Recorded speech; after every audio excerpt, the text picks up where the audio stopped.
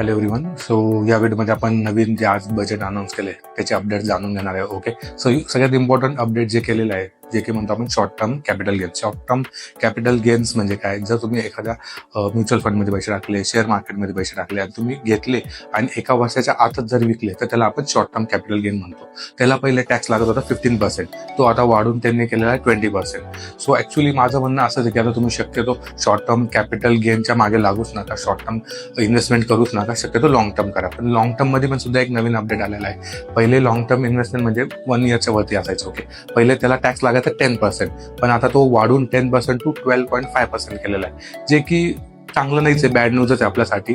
पण आपल्याला दुसरे ऑप्शन्स पण नाही इन्व्हेस्टमेंटसाठी. ओके, सो आपल्याला लॉंग टर्म इन्व्हेस्टमेंट करावंच लागणार आहे. त्याच्यात काय आपण चेंजेस करू शकतो. मे बी भविष्यात रूल चेंज होऊ शकते, टॅक्स कमी करू शकते लॉंग टर्म मध्ये.